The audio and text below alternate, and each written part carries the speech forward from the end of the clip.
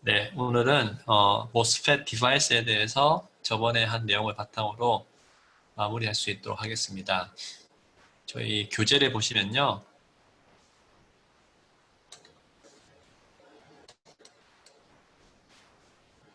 교재가 Design of Analog CMOS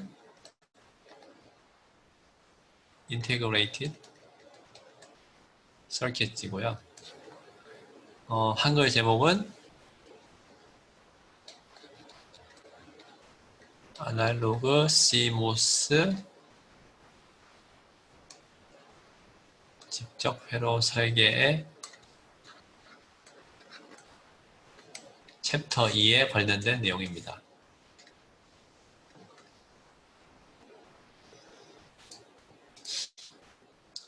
그래서 저번에 모스펫이 뭔지, 모스펫을 어떻게 만드는지 간단하게 얘기를 했는데요. 기본적으로 지금은 NMOS를 기준으로 설명하고 있습니다.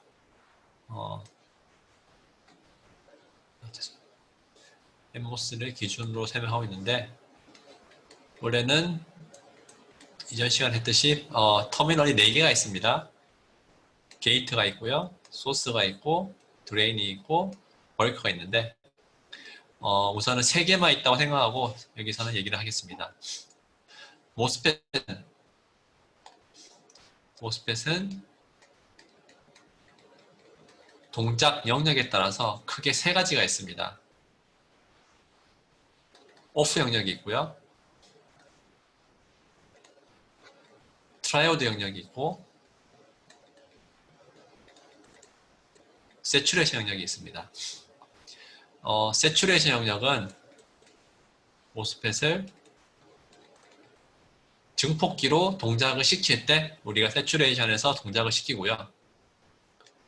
오프랑 트라이오드는 스위치 혹은 디지털 신호의 온오프를 할 때 쓰는 영역이 오프랑 트라이오드입니다.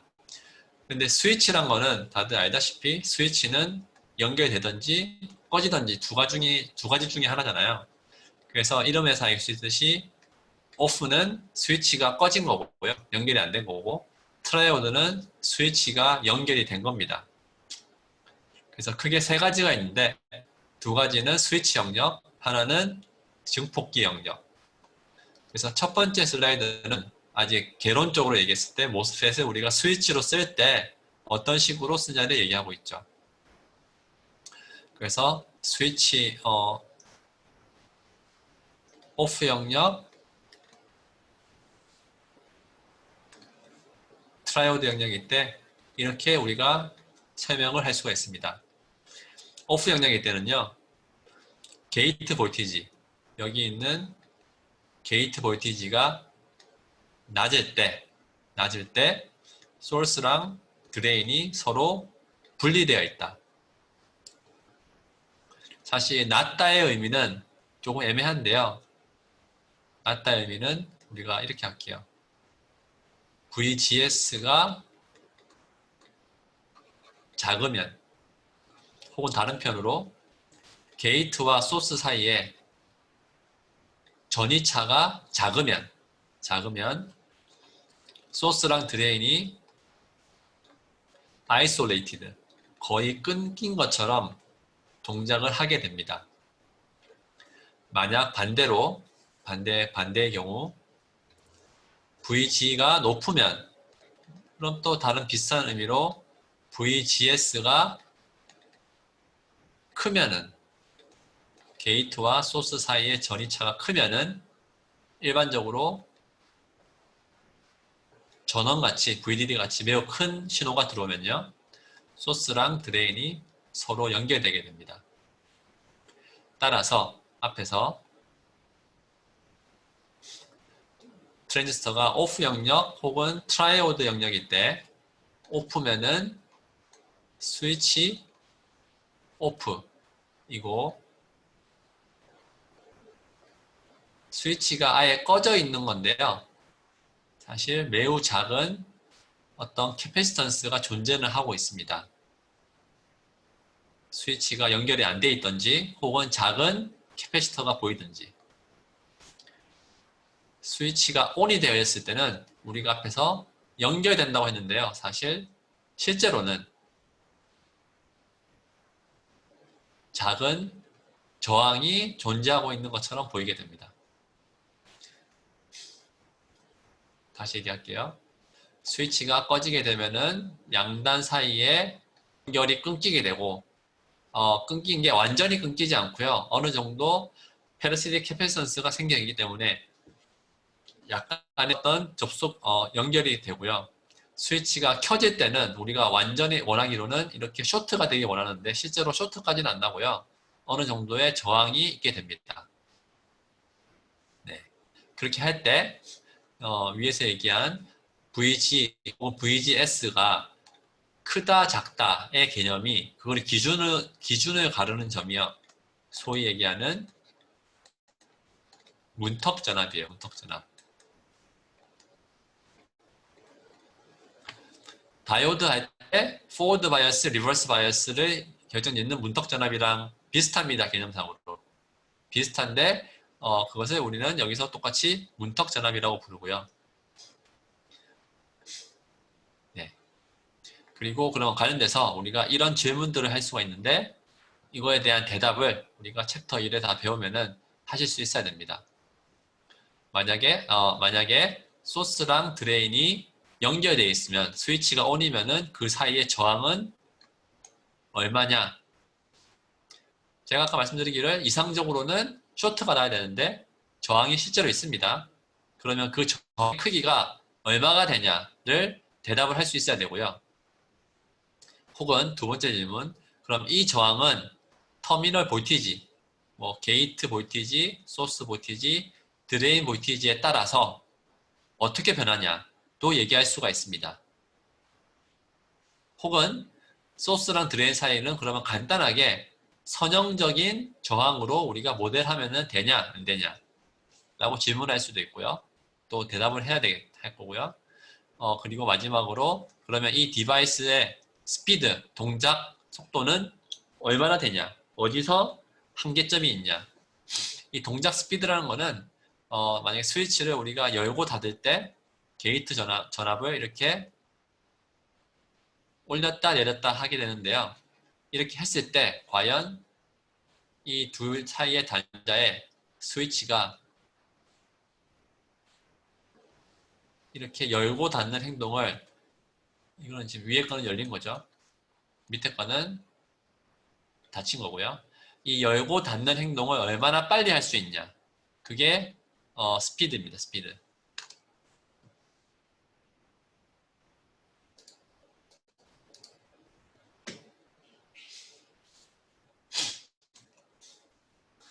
그래서 모스펫은 기본적으로 P기판 영역에서 많이 만들고요. P기판 위에다가 N으로 도핑을 한 영역 두 개를 만듭니다. 이 두 개를 만들었을 때 한쪽은 소스고요. 한쪽은 드레인이라고 부릅니다. 그리고 그 소스와 드레인 사이에 옥사이드를 만들고 그 위에다가 폴리를 만들게 되고 폴리 영역을 우리가 게이트라고 이름을 짓습니다.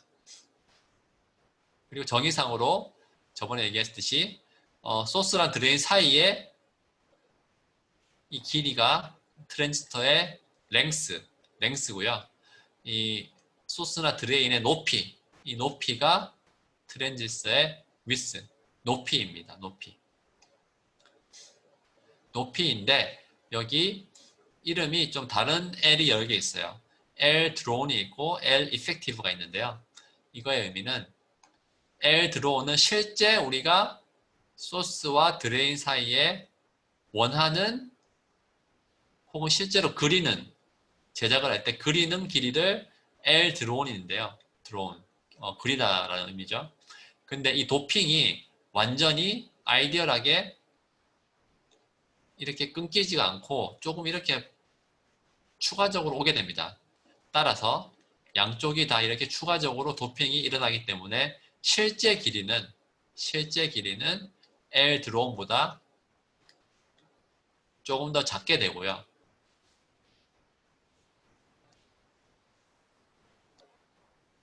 실제 길이는 L 드론보다 작게 되고 얼마만큼 작게 되냐면은 양쪽에 좀 더 침범하는 영역, 제가 아까 말씀드린 이 침범하는 영역, 이 길이를 LD라고 했을 때 LD가 양쪽에 있는 셈이 되는 거죠.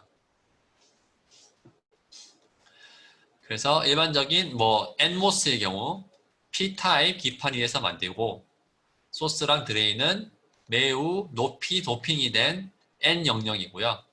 그리고 소스와 드레인은 대칭입니다. 좌우 대칭이에요. 시메트릭.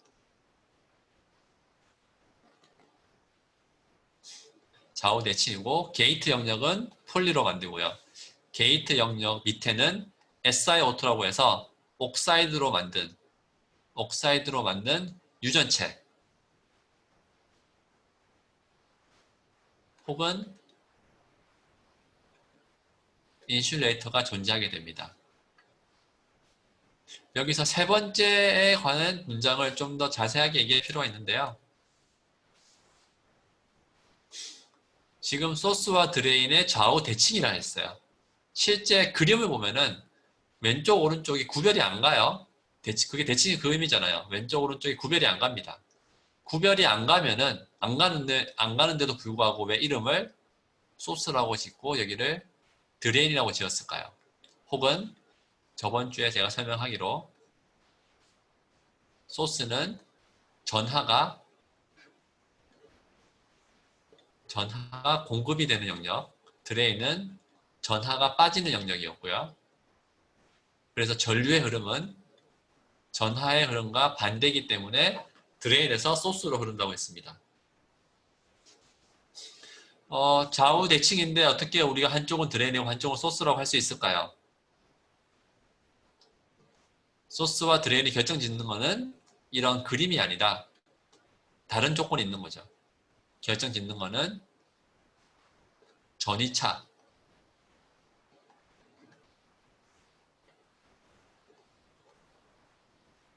왼쪽에 쓸게요. 결국은 전류가 흐르기 위해서는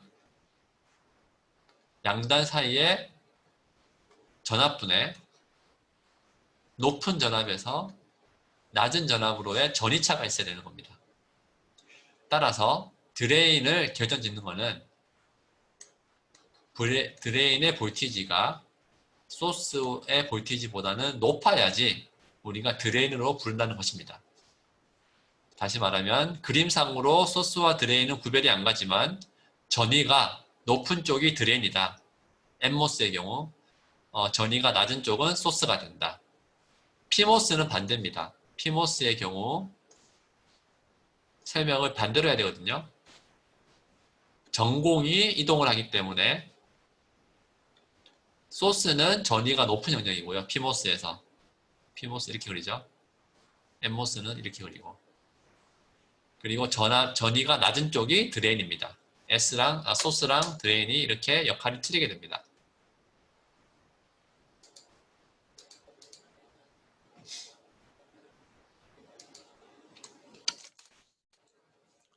그래서 L은 앞에서 말씀드렸는데 실제 소스 드레인 사이의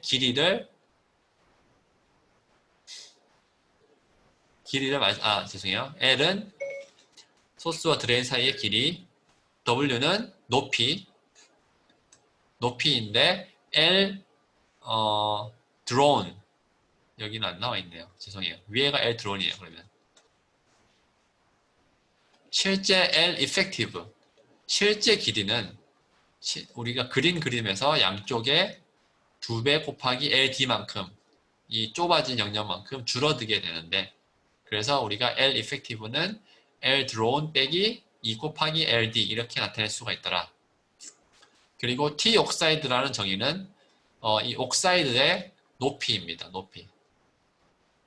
이 옥사이드를 우리가 필요한데 이 옥사이드의 높이를 우리가 T옥스라고 이름을 짓습니다.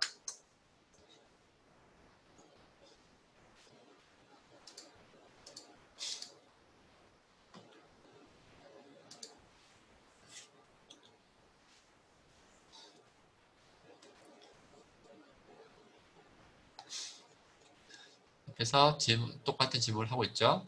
시메트릭이다. 그러면 어디가 소스고 어디가 드레인이냐? 전위가 높으면 드레인, 전위가 낮으면 소스다.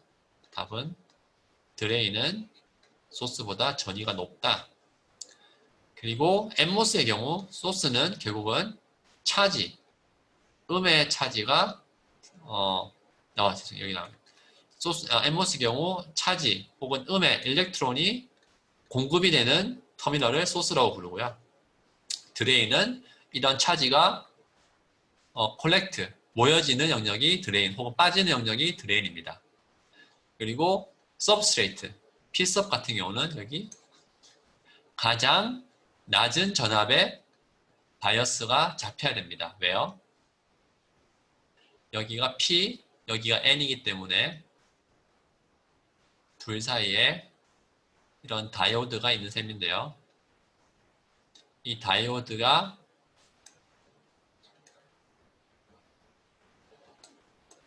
포워드 바이어스가 걸리면 안 되죠. 왜요? 우리가 원하는 거는 소스와 드레인 사이에 전하의 흐름이지 벌크와 소스 사이에 전류가 아니거든요. 헷갈리시면 안 되는 게 결국은 트랜지스터라는 거는요. 게이트에 걸리는 전압에 따라서 드레인과 소스 사이의 전류를 조절할 수 있는 장치를 우리는 결국은 트랜지스터라고 하는 거거든요. 그래서 이 드레인과 소스 사이의 전류의 크기가 우리한테 중요하지 벌크 소스 사이는 전류가 흐르면 안 돼요. 안 되게 하기 위해서는 포워드 바이어스가 걸리면 안 되고 따라서 여기는 가장 낮은 전압에 걸려줘야 되죠. 그렇게 하면은 그려볼게요.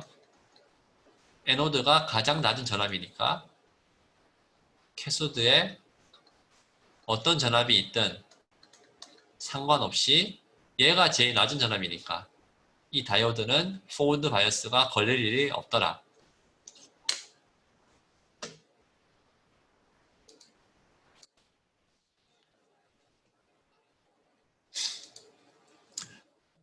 계속 NMOS 위주로 설명했는데요.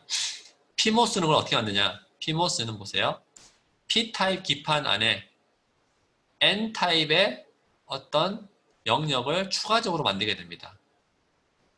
이 추가적으로 만든 영역을 우리가 이름을 짓기를 N-Well이라고 불러요. N-Well. Well이 한글로 우물이거든요, 뜻이. 그러니까 N-타입 도핑을 한 우물을 우리가 N-Well이라고 합니다. 이 N-Well 안에서 P-타입으로 도핑을 한 영역 두 가지가 있고요. 이것이 소스와 드레인이 되고요. 그 사이에는 옥사이드가 붙고 그 위에는 폴리가 붙는 것은 NMOS와 동일합니다. 동일합니다. 앞에서 NMOS는 벌크가 가장 낮은 전압에 걸려야 된다고 제가 말씀을 드렸는데요. 그러면 PMOS 같은 경우는 벌크가 어디에 걸려야 됩니까? PMOS 같은 경우는 벌크가 가장 높은 전압에 걸려야 됩니다. 왜? 똑같이 P와 N 사이에 다이오드가 항상 있는데 이 다이오드를 포워드 바이어스 하지 않기 위해서 여기는 항상 VDD 혹은 제일 높은 전압이 들어가게 됩니다.